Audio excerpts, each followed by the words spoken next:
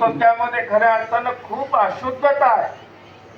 ते आपल्याला एखाद्या जाणकार माणसाकडे जावं लागेल. आमचे ज्यांनी 12 खांडीची निर्मिती केलेली आहे, विश्वनाथ व्यास बाळापूरकर यांनी एका ठिकाणी म्हटलेलं आहे की जैसे तैसे कारकाचे ज्ञान झाले या विन ब्रह्मविद्या अनमोदू नये. म्हणजे तुम्हाला खऱ्या अर्थानं या शब्दाला, या वाक्याला काय म्हणायचं आहे ते जेव्हा जो जाणकार माणूस वाचेल तेव्हा खऱ्या अर्थानं त्या शब्दाचा, त्या वाक्याचा तुम्हाला अर्थबोध होईल.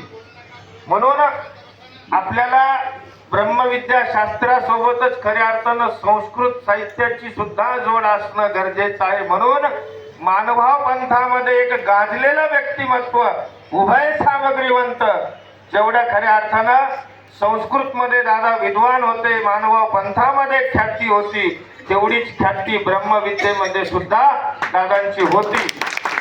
ते आम्ही अभ्यासल्या, दादांची पोथी झाली नाशिकला. आमची सर्व ही मंडळी दादांच्या खोलीमध्ये बसायची, दादांजवळ बसायची. दादा पोथी आहे आपली बघा. दादांनी एकही दिवस हातामध्ये महावाक्याची पोथी घेतली नाही का?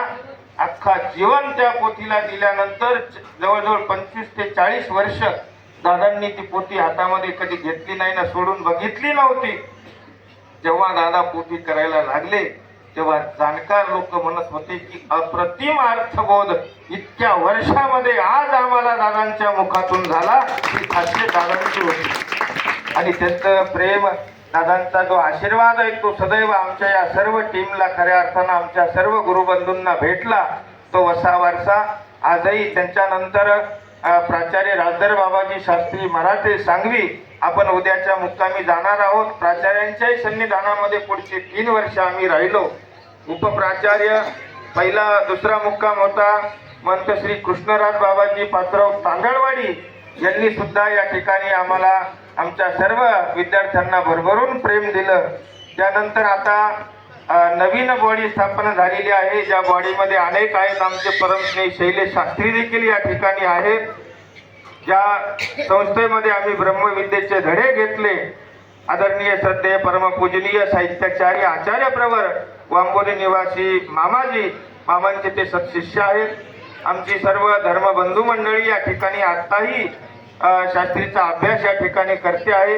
या सर्व परिवाराला मी लाख लाख शुभेच्छा देतो. आमची सर्व ही मिस्त्री कंपनी या परिवाराला लाख लाख शुभेच्छा देतो. आपल्याकडून उत्तरोत्तर अशीच क्रिया प्रभू श्री चक्रधर महाराज करून घेऊ आणि आपल्याला प्रेमोपायाची क्रिया प्राप्त होऊन आपल्यालाही त्या परमेश्वराचं प्रेम प्राप्त हो, हे या ठिकाणी ईश्वराला प्रार्थना करतो आणि माझ्या विचारांना पूर्ण विराम देतो.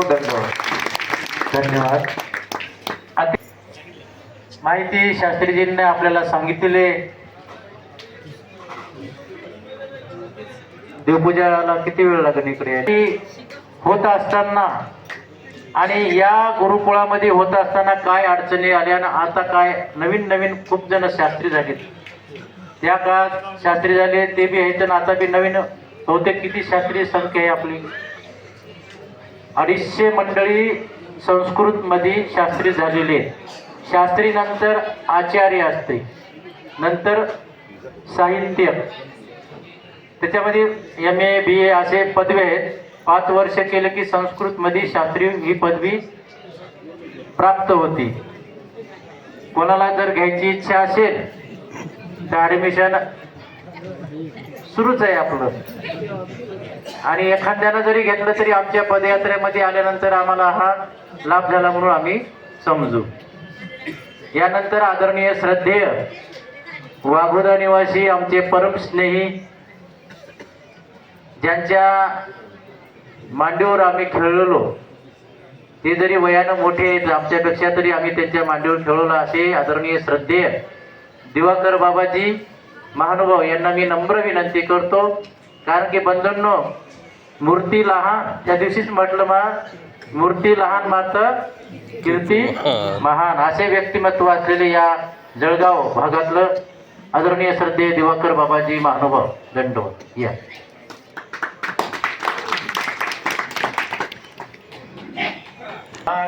द्वय करा विघ्नादि दोषाहरा संबंधे जड जीवतारुण्यरा कृता हि धरा दातारा करुणा करा वरमते द्यावी विभो श्रीधरा सर्वज्ञ श्री चक्रधर स्वामी की साधनदाता सर्वज्ञ श्री चक्रधर स्वामींच्या कृपेने आपण सर्व साधनवंत पदयात्रेच्या निमित्ताने आज आपला 5वा मुक्काम म्हैसपूर या ठिकाणी आहे. मानवा पंथाचं पहिलं गुरुकुल श्री चक्रधर संस्कृत प्रसारक मंडळ याची स्थापना पूर्वी वाघोद्याला झाली होती. त्यानंतर इथल्या एका सद्भक्तांनी या ठिकाणी जागा दिल्यानंतर या म्हैसपूर या ठिकाणी त्या गुरुकुल स्थापना झाली आणि जवळजवळ 60 वर्ष झाले आज मूर्त रूपामध्ये या ठिकाणी ते उभं आहे. आताही या गुरुकुलमध्ये 125 विद्यार्थी आपल्या पंथाचे अभ्यासासाठी आताही आहेत. आजही परीक्षा चालू असल्यामुळे आपल्याला त्या ठिकाणी बघता आलं नाही.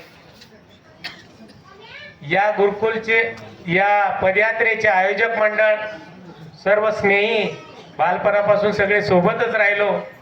ज्येष्ठ संचालक श्री मोती बाबाजी, आमचे स्नेही महेंद्र मुनी दादा, आमच्या गुरुकुळातीलच परमपूजनीय श्री रमेशराज शास्त्री आदी सर्व संचालक मंडळ आणि आपल्या या पदयात्रेला पहिल्या दिवसापासून ज्यांनी आपल्याला तन मन धनाने सगळे सहकार्य करतायत तेही स्वतः पदयात्रेचे संचालक आहे असे परमपूजनीय पट्टाधिष्ठित महदाचार्य वाघोदा येथील श्री वाघोदेकर बाबाजी, या पदयात्रेला भेटीला आलेले सर्व सद्भक्त मंडळी आणि आपण सर्व या परमार्गाचे अच्युत गोत्रीय. देव करण्यासाठी पैसा लागत नाही असं श्रीकृष्ण महाराजांनी सांगितलेलं होतं. बा तुम्ही वेगवेगळ्या पद्धतीने आपला धर्म सिद्धीला नेऊ शकतात. स्थाना प्रसादा भिक्षुका वासनिकाला आपल्याला स्वामींनी साधन दिलेलं आहे. त्याला कशा पद्धतीने रिझवायचं आहे आणि कशा पद्धतीने त्याच्या ठिकाणी आपल्या श्रद्धा समर्पित करून परमेश्वराचा मार्ग मोकळा करायचा आहे.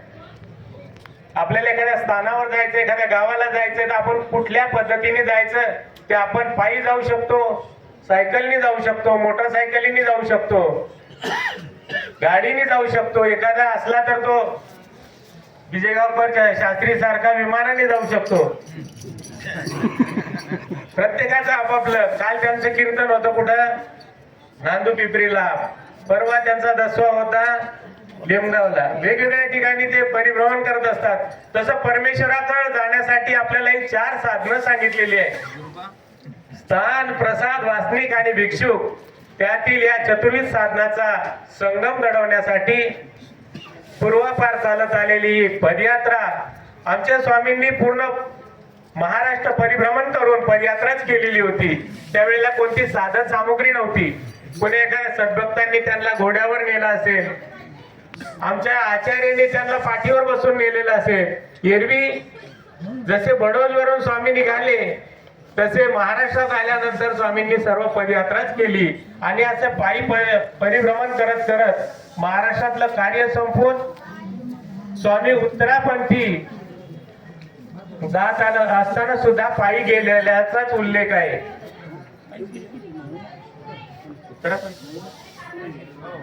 असा परमेश्वर आपल्याला मिळवण्यासाठी परमेश्वराचं चिंतन मनन निधिध्यासन घडावं यासाठी सर्व संचालक मंडळी जागोजागी वेळोवेळी भजन, संकीर्तन आणि निरूपण या माध्यमातून आपल्याला ज्ञानाचे धडे गिरवतात. सुदामा पण आपल्यासारखाच होता. ज्या टायमाला संदीपानी ऋषीच्या आश्रमामध्ये सगळे एकत्र अभ्यास करत होते, गुरुबंधू असताना तो धागा धरून ज्या वेळेला श्रीकृष्ण महाराज द्वारकेला गेले आणि द्वारकेला गेल्यानंतर सुदाम नगरीमध्ये पोरबंदर या ठिकाणी कपिल ग्राम होतं, त्या गावामध्ये दुष्काळ पडलेला होता आणि त्या दुष्काळामध्ये त्या ठिकाणी या सुदामा ब्राह्मण याला आणायच्या सगळीकडे दुष्काळ असल्यामुळे गरिबी आली आणि अशा गरिबीच्या काळामध्ये जे सदन होते ते गाव टाकून जात होते। त्यावेळेला सुदाम्याची पत्नी त्यांना म्हणाली, अरे तुमचा गुरुबंधू आहे श्रीकृष्ण, त्याच्या भेटीला जा आणि त्याच्या भेटीला गेल्यानंतर तो तुम्हाला काहीतरी देईल। सुदाम्याला सुद्धा प्रश्न पडलेला होता की गुरुबंधू आहे, मागायचं कसं त्याला, म्हणून तो विचार करत होता। परंतु दारिद्र्य असं आहे की दारिद्र्य हे काही करायला भाग पाडतं। मरणात दुःख हे थोडे, दारिद्र्यात व्यथा असे मोठे, असं म्हटलेलं आहे। शेवटी मुलांची आबळ चालू होती, घरामध्ये काही नव्हतं। सुदाम्याने विचार केला आपण जाऊ, पण जात असताना काहीतरी दे म्हणे घरातून। त्याची पत्नी म्हणते तुम्हाला माहित आहे आपली परिस्थिती काय, आपल्याकडे काहीच नाही देण्यासारखं, आपल्याकडे काहीच नाहीये। पण ते म्हणे तुम्हीच जाऊन बघा घरामध्ये। तर त्यावेळेला सुदाम्याला मुठभर पोहे मिळाले आणि ते पोहे बांधून सुदामजी आपल्या फाटक्या उपरण्यामध्ये बांधून निघाले। परंतु बालपणापासून त्यांना श्रीकृष्ण भक्तीचा ध्यास होता, असे स्मरण करत पायी द्वारकेकडे निघाले। द्वारकेचे कळस दिसले त्यांना आणि त्यांना मनामध्ये विचार आला की सर्व राजे रजवाडे या ठिकाणी त्या श्रीकृष्णाच्या अवतीभोवती असतील आणि माझ्यासारख्या फाटक्या कपड्यामध्ये असलेल्या बंधूला सुदामा कसा ओळखेल। परंतु तो परमात्मा त्या भक्ताची वाट पाहत होता। द्वारपाळांना निरोप दिला की गुरुबंधू आलेला आहे, सगळ्यांनी त्याची टिंगल केली। परंतु एकाने जाऊन त्या श्रीकृष्ण परमात्म्याला सांगितलं, परमेश्वराला सुद्धा आपला भक्त सगळ्यात प्रिय आहे। म्हणून श्रीकृष्ण महाराज तसेच धावत आले, सुदामजीला घेऊन गेले आणि त्या ठिकाणी सुदामजीला त्या ठिकाणी सर्व सेवा केली। त्याच्या पायातले काही काटे काढले, त्याचे पाय धुतले म्हणतात आणि 1 महिनाभर त्यांचं त्या ठिकाणी वास्तव्य झालं। हे सर्व चालत असताना घरी मुलांची काळजी होती। ही कथा सांगण्याच्या मागचा हेतू बंधूंनो की 1 महिनाभर राजेशाही थाटामध्ये सगळं चाललं होतं, पंचपक्वान्नाचं जेवण होतं, भरभरी वस्त्र होते, अंगामध्ये सोन्याचे दागिने होते, मोत्याचे हार होते। परंतु घरची काळजी सुदाम्याला खूप वाटत होती। एक वेळेला सुदामा श्रीकृष्ण महाराजांना म्हणतात की तू सांग म्हणे की आपण एकत्र शिकलो, आपण एकाच गुरुचे शिष्य, परंतु तू झाला राजा आणि मला हे दारिद्र्य कशामुळे आले।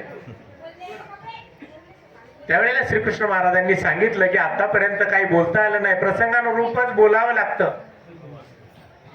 श्रीकृष्ण महाराज म्हणाले याकरता पूर्व जोड लागते म्हणे। तू पूर्वी विप्रासी न देसी काही, पूर्व पुण्य केले नाही काही, कथा कीर्तन न केले ऐकले कानी, न घडली तीर्थयात्रा। तू पूर्वी कुण्या साधू संताला, कुण्या वासनिकाला तू काही दानधर्म केला नाही, पूर्व पुण्य काही तू केलं नाही की परमेश्वर मिळावा, परमेश्वराचं साधन मिळावं, ते साधन संतुष्ट व्हावं, अशी क्रिया तुझ्याकडून घडली नाही। कधी कुठं पोथी पुराण चालू असताना आपलं मन त्या ठिकाणी रमवलं नाही आणि तुला कधी तीर्थयात्रा घडली। श्रीकृष्ण महाराज म्हणतात तू तीर्थयात्रा केली नाही, कोण्या स्थानाला गेला नाही, नामजप केला नाही, पायी तीर्थयात्रा केली नाही, तू पूर्वी विप्रासी न देसी काही, पुण्य पुण्य केले नाही, कथा कीर्तन न ऐकली कानी, न घडली तीर्थयात्रा। देहन लाविला उपकारार्था, तू आपला काही उपकार कोणावर काही केला असं काही नाही। भक्तीचा न लगे लेशवारा, भक्तीचा काय तुला हवा सुद्धा लागू दिले। साधू सन्मान केल्या घरा दवडले बाई, एखादा साधू संत आला, एखादा वासनिक आला, त्याचा सन्मान करावा, त्याचं भजन पूजन करावा, हे न करता तू काय केलं, त्याला बाहेर घालवलं। या अर्थी तुला दारिद्र्य आलेलं आहे. म्हणून आपल्या ठिकाणी असलेला धर्म या परमार्गाच्या ठिकाणी आपण तना मना धनाने आपण वेचलं गेलो पाहिजे. आपल्याला जोपर्यंत पाय आहे तोपर्यंत आपल्याकडून त्या तीर्थयात्रा घडतायत. तुम्ही खरंच भाग्यवान आहेत आणि तुम्हाला हे मार्गदर्शन करणारे सुद्धा यांचे खूप उपकार आहे. कारण पूर्वी आपल्या संस्कृतीला एकमेकाला देवाणघेवाण करण्यासाठी ही पदयात्राच कामी करत होती. महात्मा गांधींनी सुद्धा दांडी यात्रेच्या निमित्ताने सगळ्या जगाला जोडण्याचा प्रयत्न केला. त्यातून आपल्याला हे मीठ हे मिळतंय का नाही? मीठ बनवायला खूप पैसा लागतो, साखरेपेक्षा सुद्धा महाग आहे मीठ. परंतु त्यांनी त्या टायमाला केलेला तो प्रयत्न त्याच्यानी जोडल्या गेलेला आहे. पूर्वीचे साधनवंत पायी परिभ्रमण करून गावोगावी जाऊन या धर्माचा प्रचार प्रसार केला. एरवी ह्या नदीच्या तापी नदीच्या इकडच्या बाजूला येऊ नये असं निषिद्ध मानलं जायचं. आताच्या काळापर्यंत इकडं मानवाचं तोंड पाहू नये म्हणून तरी सुद्धा आमच्या पूर्वजांनी या ठिकाणी येऊन स्थान नव्हते, काही नव्हतं, तरी इकडे येऊन या धर्माचं बीजारोपण केलेलं आहे. आणि या परिसरामध्ये 200 ते 300 वर्षापासून हे सर्व मठ मंदिरे या ठिकाणी उभारलेले आहेत. आणि या ठिकाणची असलेल्या देवपूजा स्थान हे सगळं करण्याचं तुम्हाला भाग्य लाभलेलं आहे. यासाठी या संचालक मंडळीला मी खूप खूप धन्यवाद देतो. बंधूंनो, मी काही भाषण करणार नाही. त्या दिवशी चांगदेवला तुमच्या समोरच म्हटलं काहीतरी बोलावं आणि मग त्या दिवशी मी बाबोत्तर बाबाजींना विचारलं, म्हटलं बाबा तुम्ही चांगदेवून सुरुवात केली, मी पण असं विचार करतोय की आपण पण काहीतरी बोलावं. कारण संवाद साधण्याचं हे खूप सोपं माध्यम आहे. एकामेकाशी संवाद साधण्याकरता मला व्यक्तिगत प्रत्येकाशी बोलायची सवय होती, पण बाबांना म्हणलं करावं का सुरू, ते म्हणे प्रयत्न केला पाहिजे. कारण आपले विचार आपल्यापर्यंतच राहत होते. आम्ही कधी आजपर्यंत माईक वगैरे घेऊन कुठं आम्ही उभे राहिलो नाही, आमच्या परिसरातही नाही, कुठंच नाही. कार्यक्रम भरपूर करतो पण बाकीच्या माध्यमातून करत होतो. पण तुम्हालाही धन्यवाद देतो. तुमच्या माध्यमातून आज मला उभं राहायला बळ मिळालेलं आहे. पुढे धर्म कार्य करण्यासाठी ही शोधरी माझ्यासोबत मी घेतो. संयोजकाचे धन्यवाद, दंडवत प्रणाम. धन्यवाद बाबाजी. आपल्या पदयात्रेचं सार्थक झाल्यासारखं मला वाटतंय. कारण की बाबाजीने स्वतः सांगितलं की मी कधी माईक घेतलं नाही. ते पडद्या मागचे कलाकार होते, आता पडद्यावर आले, आहे की नाही? पदयात्रेचा महिमा आहे. ईश्वराचं शुभचिंतन, तुमच्याचं मोठ्याचं ईश्वराची कृपा, मोठ्या आचार्याचे शुभचिंतन. अत्यंत सुंदर असे विचार आपल्या समोर बाबाजीनं मांडलेले. बंधूंनो, सुदामाला दरिद्री कशामुळे आलती हे बाबाजीनं त्या गोष्टीला स्पर्श केला होता. आता मेन भागवतामध्ये असा उल्लेख आलेला आहे की पोहे खाल्ल्यामुळं दरिद्री आली नाही. जर पोहे खाल्ल्यामुळे जर दरिद्री आली असती ते लोकांना पंचावताराची उपरच केली नसती. पोह्याच्याच पंक्ती आणि एक इनोची पुडी ऍसिडिटी होऊन. तसं नाही माझ्या ऐकण्यावर, कारण की मी भागवत ऐकलेले आदरणीय श्रद्धे आचार्य श्री चिरडे बाबाचं कथेद्वारे आणि वाचलं थोडंफार, म्हणून बाबाचा विषयाला खोडी नाही. पण आता बाबा थोडं आपण काहीतरी सांगावं म्हणून सांगतोय की सुदामाला दरिद्री येण्याचं मुख्य कारण म्हणजे त्या संदीपानी ऋषीच्या आश्रमात जेव्हा हे सर्व राहत होते, जसेच आता आदरणीय श्रद्धे शास्त्रीने सांगितलं की आम्ही गुरुकुळात राहत होतो, त्यावेळेस गुरुकुळामध्ये संदीपानी ऋषीच्या आश्रमात कृष्ण भगवान, बळीराम आणि हे सुदामा तिघजण मित्र राहत होते. समवयस्कर असल्यामुळं मित्रत्व साहजिकच असते. कमी वयात कमी जास्त ठीक आहे, पण एक दिवस व्यापार असते. प्रत्येक मार्गात मध्ये व्यापार असते बघा. आमच्या सुद्धा मार्गामध्ये प्रत्येकाला व्यापार दिला जाते. तर एक दिवस कृष्ण महाराजाला बलरामाला त्या आश्रमच्या आई, म्हणजे आता जसं बाबानं सांगितलं की आम्हाला आई देत होत्या, तसं त्या आश्रमच्या म्हणजे संदीपान ऋषीच्या पत्नी ह्या एक दिवस कृष्ण महाराजाला आणि बलरामाला सांगतात की तुम्ही जाऊन सरपण म्हणजे लाकडं कमी झालेले आहेत आपल्या आश्रममधले, तुम्ही सरपण आणायला जंगलामध्ये जा. आता आज्ञा गुरायची म्हटल्यानंतर जाते दोघ जण. कोण? कृष्ण महाराज आणि बलरामजी. गेल्यानंतर पावसाळ्याचे दिवस असतात म्हणून थोडं लवकर या म्हणून सांगितलं असते, मग ते आभाळ दाटून येते जंगलात जाते. आता गेल्यानंतर संदीपानी ऋषीच्या पत्नीला विचारतो की बाबा हे तसेच गेले, भुकेल लागन. आम्ही की शास्त्रीजीने सांगितलं की आम्हाला भूक लागली की आम्ही जात होतो. तसेच मग संदीपानी ऋषीच्या पत्नीनं सुदामाला म्हटलं की बाबा सुदामा तू हे काय वटाणे घेऊन जाय म्हणजे आताचे फुटाणे, आणि तिघाचं 3 गठोड्या बांधून दिल्या. सुदामा निघाला जंगलाकडे गेल्यानंतर मग पाऊस सुरू झाला.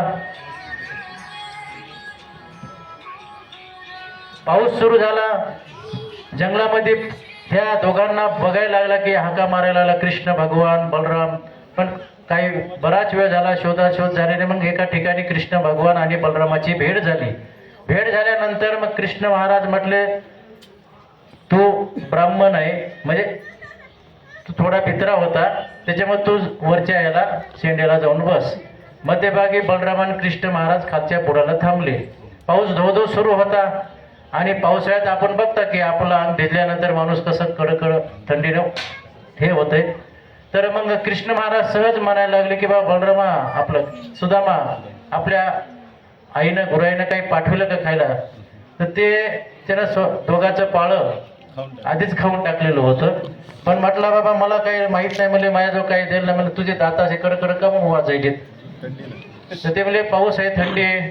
मग त्या दोघाचं पाळं खाल्लं आणि स्वतःच सुद्धा ते फुटाणे खाऊन घेतले.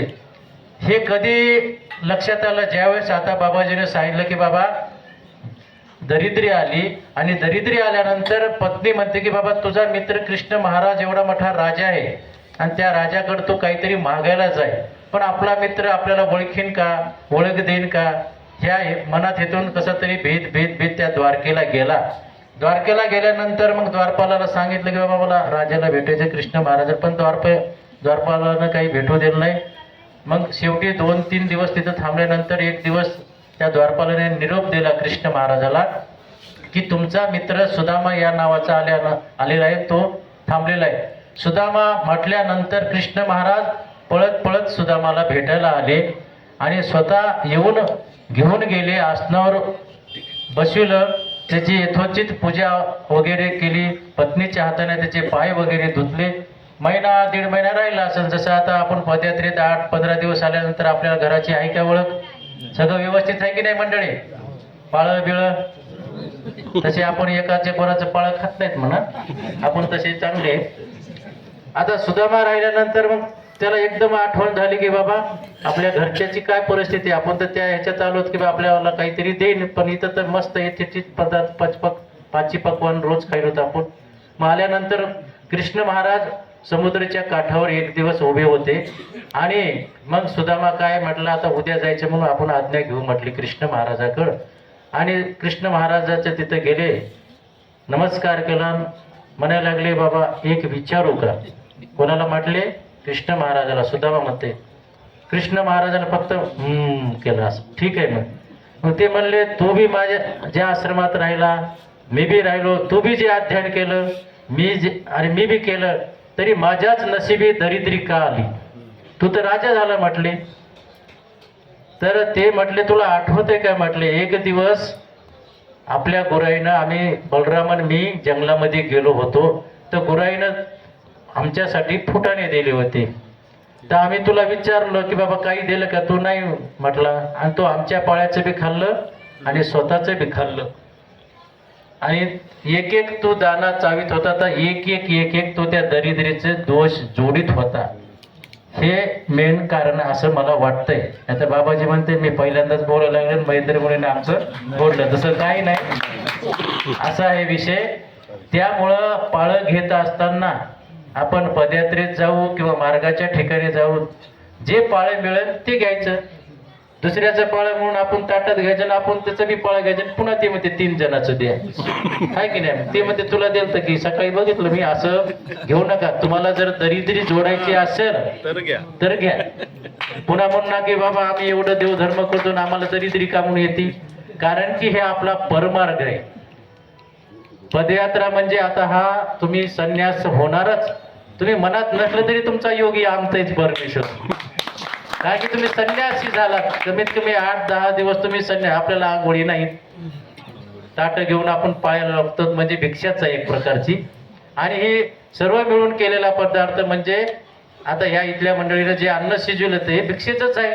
सर्वांनी मिळून वर्गणी केली म्हणजे आपण पात्र घेऊन जातो, ते घेतो. मग हे किती वाया घालायचं हे आपण ठरवायचं. काही काही वेळेस आपण बघितलं की बऱ्याच ठिकाणी थोडं थोडं काही फेकलं जाते. हे भिक्षाचा पदार्थ आहे, आपण सांडू नये. आपल्याला जेवढं लागलं तेवढं खाव, कारण एवढं तर आपल्याला बुद्धी आहे की नाही, किती लागतंय किती नाही एवढं खाण्याचं तर आपल्याला आहे. कारण की आमच्या तुम्हाला सांगतो, आमच्या मराठवाड्यातले आम्ही मागे आहे तुमच्यापेक्षा 10 वर्षानं सगळ्याच बाबतीत. शेती बघितली, आता शेतकरी वर्ग आहे ते म्हणत बाबा इकडं बाया दिसणं शेतात, म्हणे माणूस देव असतं. म्हणजे हे ह्यांचे लक्षात यायला पाहिजे बाबा देवधर्म कमी डोसक्यात पोसू द्या. आता तुम्ही शेती सुधारली तरी खूप झाली, तुम्ही सुधारले म्हणजे आमचा धर्म. तुमच्यामध्ये धर्म कमी आहे, ह्यांच्यामध्ये धर्म जास्त आहे, धार्मिकता आहे. तुम्ही बघताय सुरुवातीपासून किती धार्मिक लोक भेटले आपल्याला, किती आग्रह करायचे. आपल्या इकडे आले, इकडून बाबा आले की तिकडून पळते देवाच्या टायमाला, आहे की नाही. पाहिली दोन पाहिल्यासाठी आपण बाबाला आलो की समोर म्हणतात नाही बाबा आता टाळा, तसं धरू नका. हा येतो बाबा किती मागते साधू, पाहिली दोन पाहिली 25 किलो आग्रह जास्त असते, आहे की नाही. आता माझा अनुभव मी सांगला, शास्त्रीजीला तर गरजच नाही, ते विमानानं फिरतेच म्हणत. तसं काय ज्याचे त्याचं भाग्य आहे, विमानानं फिरो किंवा हेलिकॉप्टर घेऊ एखादं, आहे की नाही. ज्याच्या त्याच्या त्या भाग्याच्या गोष्टी आहेत. म्हणून आपण या पद्धतीने फक्त एकच संदेश घ्यायचा की आपल्यामध्ये धार्मिकता कशी वाढेल. नाही तर ह्याच्यात आलं तेवढंच त्याला मशान वगैरे म्हणते, आहे की नाही. म्हणून या ठिकाणी असू द्या बाबा, 13 दिवस सोबत आहेत आपण, आहे की नाही. बाबासाठी एकदा जोरदार टाळे. आदरणीय श्रद्धे वाघोदा निवासी वाघोदेकर बाबाजी दंडोत प्रणाम.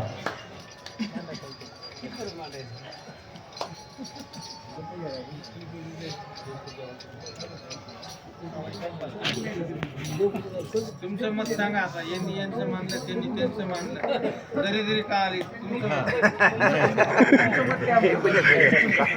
आता सध्या मतात मागायचे दिवशी सर्वज्ञ श्री चक्रधर स्वामी की जय. परब्रह्म परमेश्वर अवतार सर्वज्ञ श्री चक्रधर स्वामींच्या असीम कृपेने गेली 5 दिवसापासून आपण संघ सांगा सेवा मंडळ आयोजित द्वयतपपूर्ती पदयात्रा श्री क्षेत्र हरताळा ते सायगव्हाण या चतुर्वेद साधनाच्या वंदनाच्या निमित्ताने मार्गक्रमण करत करत आज ज्या ठिकाणी पोहोचला आहात ती आमची मातृभूमी आहे. शास्त्रींनी आपल्याला सांगितलं की या ठिकाणी आमच्या पूर्वजांनी या समाजासाठी की आपल्या पंथाचा साधक ज्यावेळेस समाजाच्या समोर जाईल त्यावेळेस तो सर्व गोष्टीने ज्ञानाने त्यांनी त्या सामोरे जावं या हेतूने या श्री चक्रधर संस्कृत महाविद्यालय फैजपूर या ठिकाणी ही संस्था निर्माण केली. आणि या संस्थेने गेली 70 वर्षामध्ये 250च्या वर शास्त्री या पंथाला दिले. आणि याच ठिकाणी बोलत असताना मोठा प्रश्न पडतो की ज्या ठिकाणी शिकलो त्याच ठिकाणी शिकवायचं म्हटल्यानंतर थोडंसं वेगळं वाटतं.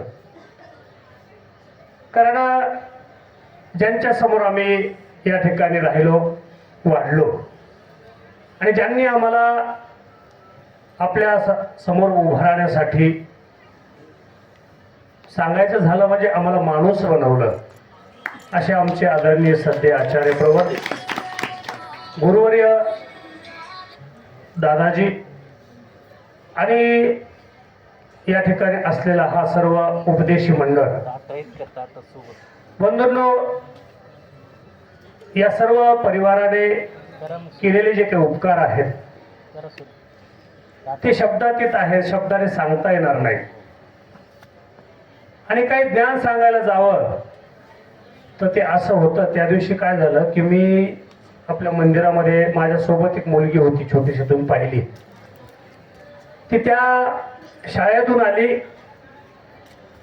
ती मध्ये मध्ये हिंदी बोलते. और बाबा मैं कल से स्कूल नहीं जाऊंगी बोले. मैं क्यों? नहीं बोले वो स्कूल जाना ही नहीं कल से. तो मैंने कहा क्यों नहीं जाना? बोले वो मैडम को ही कुछ आता नहीं. मेरे को बहुत बड़ा ऐसा लगा कि जो मेरे इतने 40 साल के बाद मेरे को पता चला नहीं कि शिक्षक को कुछ आता नहीं और टीचर को कुछ आता नहीं, इसको एक दिन नहीं पता चला. मला एका दिवसात कसं समजलं? म्हणलं तुला कसं काय काय क्यों नहीं जाना? उसको आता नहीं तो वो कैसे समझ में आया? बोले वो मेरे को पूछ रही थी कि 2 और 2 कितने होते हैं, उसको ही आता है तो वो मुझे क्या सिखाएगी? उसको ही 2 और 2 कितने होते हैं ये पता नहीं है तो वो मुझे क्या शिकाएगी? तशा प्रकारची अवस्था या ठिकाणी होते की आम्ही ज्यावेळेस त्या ठिकाणी शिकत होतो त्यावेळेस आम्हाला काही येत नव्हतं. परंतु आज या ठिकाणी बोलत असताना ते लक्षात येतं की जिथं शिकलं त्यांना काय शिकवायचं. आणि अशीच अवस्था माणसाची असते. परंतु ते त्या शिक्षकाला येत नव्हतं म्हणून विचारलेलं नाहीये, तुम्हाला यावं म्हणून त्यांनी ते केलेलं आहे. आणि आज आपण या पदयात्रेमध्ये सुद्धा हीच गोष्ट लक्षात घ्यायची आहे की यांना पदयात्रा येत नव्हती म्हणून तुम्हाला काढलेलं नाहीये. पदयात्रा कशा प्रकारची असते आणि आत्ताच तुम्हाला महेंद्र मुनींनी सांगितलं की तुम्ही त्या संन्यासाच्या रस्त्याने जात आहात. की स्वामींनी जे काही सांगितलेलं आहे की संन्यास जो करत असताना काम, क्रोध, लोभ, मद, मत्सर याचा त्याग, याची नावे संन्यासुकी बाई. या षडरिपूचा त्याग करणं म्हणजे संन्यास त्या ठिकाणी होत असतो. आणि तेच त्याग करताना याच्यात सहजच तो सगळ्या गोष्टी घडत असतात की आम्ही घरी बसल्यानंतर आमच्या समोर जर ताट नाही आलं तर आम्हाला कुठतरी अहंकार आमचा दुखवला जातो. किंवा आम्हाला आंघोळ करायची असताना जर कोणी पाणी गरम टाकून नाही दिलं तरी आमचा अहंकार दुखवतो. किंवा आम्ही बाहेरून कुठून तरी बाहेरून आलो आणि आम्हाला ग्लास भरून नाही दिला तरी आमचा अहंकार त्या ठिकाणी दुखवतो. आणि सहजच माणूस म्हणून जात असतो की आम्ही दिवसभर बाहेर कामं करायचे आणि घरी आल्यानंतर तुम्हाला विचारायला सुद्धा जमत नाही का? परंतु या ठिकाणी दिवसभर चालत असताना सुद्धा आपल्या स्वतःसाठी आपलं ताट, आपली वाटी, आपलं त्या ठिकाणी घेऊन जायचं, तिथे उभा राहायचं त्या लाईनमध्ये. आणि ते घेत असताना मनामध्ये जो काही भाव असतो तो त्या नम्रतेचा असतो, तो लीनतेचा असतो की त्या परमेश्वरासाठी करायचं आहे. किंवा आपला मुक्कामाच्या ठिकाणी ज्यावेळेस जातो त्यावेळेस आपलंच सामान आपण घ्यायचं आणि ते आपण त्या ठिकाणी स्वतः टाकायचं, स्वतः उचलायचं. आणि म्हणून त्या ठिकाणी काहीच नसताना सुद्धा आमच्याकडून त्या परमेश्वराने सांगितलेलं जे काही वचन आहे त्या वचनाचा सहजच त्या ठिकाणी वचनाचं पालन होत असतं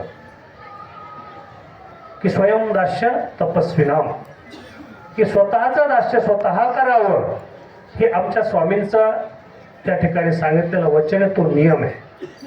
आणि याच माध्यमातून एक एक वचन आचरत आचरत आपण या परमार्गाच्या ठिकाणी योग्य होत असतो की आचार्य योग्यता विचारे दृढता, अशा प्रकारचं हे आपलं चालणं, आपलं बोलणं आहे. की या प्रत्येक ठिकाणी ज्यावेळेस माणसाचा अहंकार त्या ठिकाणी गळत पडतो बाकीच्या गोष्टी सहजच घडत असतात. आम्ही चरित्राकडे जर पाहत असो, थांबू का? आपण चरित्राकडे ज्यावेळेस पाहतो त्यावेळेस आपल्या लक्षात येतं की षडशास्त्र संपन्न असलेला जो काही ब्राह्मण आहे माहीम भट्ट, ज्यावेळेस स्वामींची आणि त्यांची भेट होते त्यावेळेस त्या माहीम भट्टांनी फक्त स्वामींकडे पाहून ती काया प्रणित केलेली आहे, झुकलेली सुद्धा नाही आहेत, एवढा अहंकार त्या ठिकाणी भरलेला आहे. कारण तो अहंकार जो आहे तो ज्ञानाचा आहे. त्यांच्याकडे असलेलं जे काही ज्ञान आहे ते षडशास्त्र संपन्न असलेलं आणि त्रिगुणाने युक्त असलेलं ज्ञान आहे. त्या ठिकाणी रजई आहे, तमई आहे, सत्वई आहे. ते षडशास्त्र जे आहे ते त्रिगुणात्मकच आहे आणि परमेश्वराचं ज्ञान जे आहे ते निर्गुण आहे. म्हणून त्या ठिकाणी ती लीनता येते, त्या ठिकाणी ती नम्रता येते, परंतु माहीम भट्टाकडे ते नव्हतं. आणि म्हणून ज्यावेळेस त्या परमेश्वराची आणि त्यांची भेट होते डोमेग्रामला त्यावेळेस ते फक्त आपली मान झुकवतात, वाकत नाही. आणि ज्यावेळेस स्वामी त्यांना ज्ञान करून देतात आणि ज्ञान केल्यानंतर त्या माहीम भट्टामध्ये एवढा बदल होतो की ज्यावेळेस माहीम भट्ट आपला सर्वस्वाचा त्याग करून ज्यावेळेस रुद्रपूरला पोहोचतात आणि रुद्रपूरला पोहोचल्यानंतर त्या रुद्रपूरच्या दरवाज्यामध्ये पोहोचलेले, त्या गाव दरवाज्याच्या ठिकाणी पोहोचले. त्या परमेश्वरपुराला आपलं पोहोचल्यानंतर सहजच इकडे तिकडे पाहतात की श्रीप्रभू भेटतील कुठे, कारण आतापर्यंत पाहिलेलं नाहीये. स्वामींनी फक्त सांगितलं की तो परमेश्वर अवतार आहे, परंतु पाहिलेला नाहीये. आणि म्हणून श्रीप्रभूंना ओळखायचं कसं, आणि म्हणून त्या दरवाजात उभा राहिल्यानंतर समोरून एक मातंग चाललेला आहे. एक शूद्र जातीचा असलेला जो काही व्यक्ती आहे तो समोरून जात असताना त्याला सहजच विचारतात की तुम्ही राहुलांना पाहिलं का. आणि तो सांगतो की आत्ताच इकडे खेळत खेळत गेले, आणि तो एवढी गोष्ट सांगून तो पुढे निघून जातो. माहीम भट्टांनी स्वामींना श्रीप्रभूंना भेटण्यासाठी गुळाचं एक दुर्डी घेतलेली आहे, ती आपल्या डोक्यावर होती, ती खाली ठेवली आणि त्या जाणाऱ्या जो काही तो मातंग आहे त्याला साष्टांग दंड घातला, कारण याने मला देव दाखवला. हे फक्त त्या परमेश्वराच्या ज्ञानाने होऊ शकतं बंधूंनो, की त्या परमेश्वराला पाहिल्यानंतर सुद्धा कायाप्रणित करणारा व्यक्ती ज्यावेळेस एखाद्या त्या परमेश्वराने परमेश्वर फक्त दाखवला या उपकाराने त्या ठिकाणी तो साष्टांग दंडवत घालतो, तो लीन होतो. हे त्या परमेश्वराच्या ज्ञानाचं फलित आहे. आणि हेच ज्ञान जे आहे ते ज्यावेळेस आपल्या अंतकरणामध्ये उतरतं, आपण सुद्धा या संचालक मंडळाचं तेवढंच आभारी तुम्ही व्हायला पाहिजे की तुम्हाला देव दाखवण्यासाठी त्यांनी तुम्हाला सुरुवात सोबत घेतलेलं आहे. 10-15 दिवस तुम्ही त्या परमेश्वराला शोधत शोधत त्या ठिकाणी पोहोचणार आहेत. त्या परमेश्वराचं साधन आपण शोधणार आहोत. त्या परमेश्वराचं ज्ञान आपल्याला जेवढं भेटल ते आपण सोबत घेऊन जाणार आहोत. नाही तर फक्त 10 दिवसापर्यंत आपण सर्व सोबत आहोत. पदयात्रा चांगली झाली, घरी गेल्यानंतर आम्ही आमच्या पदयात्रेला, आमची जी काही यात्रा आहे ती यात्रा पुन्हा सुरू होते.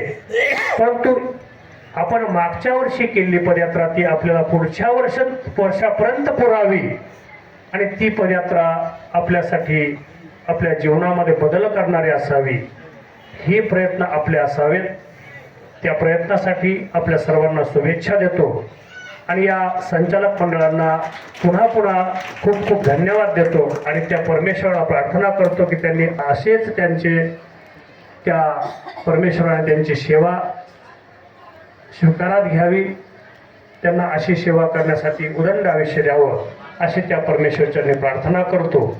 आणि ही सेवा करत असताना काही कमी उणं ज्या त्या ठिकाणी जर असेल तर नक्कीच आपल्या सर्वांची क्षमा मागतो आणि या ठिकाणी थांबतो. धन्यवाद. धन्यवाद बाबाजी. अतिशय सुंदर असं मार्गदर्शन बाबांनी आपल्याला केलेलं आहे. नाही नाही म्हणताना दाबून आणता एक म्हण आहे अशी, आहे की नाही? आपण सर्वांनी ऐकली. पण खरोखर बाबांनी जे विचार सांगितले ते गरजेचे विचार होते आणि आपण ती शिदोरी सोबत घेऊन जाल निश्चितच जाल अशी मी आपल्याकडून सर्वांकडून अपेक्षा व्यक्त करतो. या ठिकाणी प्रस्तावना करत असताना आता 10-5 मिनिटात काय बोलावं, काही गोष्टी राहून जातात, म्हणून परत मी हातात माईक घेतला. या ठिकाणी या मंडळींचा उल्लेख करत असताना आणखी एक महत्त्वपूर्ण उल्लेख राहून गेला. या ठिकाणी या फैजपूर नगरीमध्ये नावाजलेलं JT महाजन कॉलेज आहे. या कॉलेजचे प्राध्यापक परमार्ग सेवक सतीश महाजन सर या ठिकाणी उपस्थित आहेत. मॅडम सुद्धा या ठिकाणी आलेले आहेत. आणि गुरुकुलमध्ये राहत असताना तेव्हाची परिस्थिती अशी होती की उठल्यानंतर सकाळी आपल्याला प्रत्येकाला चहा घ्यायची सवय होती, नाश्त्याची सवय होती, ते बाहेरूनच घेऊन यावं लागायचं, बरोबर आहे. आणि मध्यंतरी काही भूक पीक लागली समजा तर मग थोडंसं इकडं तिकडंच बघावं लागायचं किंवा बाहेर जावं लागायचं. पण अशा वेळेला जेव्हा जेव्हा सर यायचे काहीतरी घेऊन यायचे. आमचे दिवाकर बाबा असतील, वागोदेकर बाबा असतील, हे घरी गेले की येताना काहीतरी 1-2 थैल्या सोबत घेऊनच यायचे. चिप्स म्हणा किंवा काही लाडू गुरुजी सुद्धा घेऊन यायचे आणि तो आम्हाला एक आधार वाटायचा. तसं त्यांचं कार्य खूप मोठं आहे. मानव पंथाचा ब्रह्मविद्येचा अभ्यास बी त्यांनी केला. मानव पंथामध्ये जे काही सिद्धांत वाटतात बरेच लोक, तो सिद्धांत सुद्धा जवळजवळ मला वाटतं त्यांनी संपूर्ण आश्रमांना एक पाळी त्यांची झालेली आहे. बाबांच्या माध्यमातून ते कार्य त्यांचं चालू राहतं. म्हणून त्यांच्यासाठी एकदा आपण सर्वांनी जोरदार टाळ्या वाजवायच्या आहेत.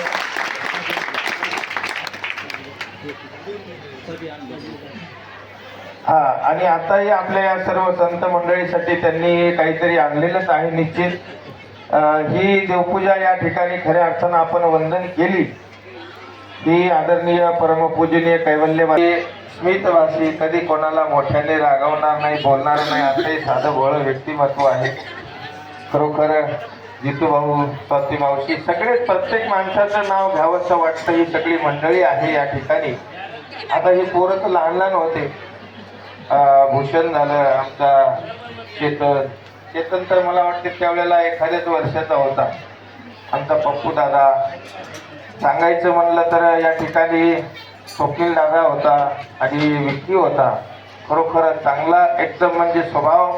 आणि आता त्या गोष्टीची आठवण खऱ्या अर्थानं सदोदित प्रत्येकाला भासणारीच आहे. होऊ नये पण तशी दुर्घटना घडली, पण त्यांचे जे काही विचार होते ते सदैव आमच्या स्मरणामध्ये राहणारेच होते, राहतील, सदैव स्मरणामध्ये राहतील. अशी ही सर्व मंडळी, या सर्व मंडळींना पुनश्च मी या ठिकाणी धन्यवाद देतो. महिलांचं पाळं सुरू झालेलं आहे, पुरुषांचं पाळं यानंतर होईल. साधू संतांची या ठिकाणी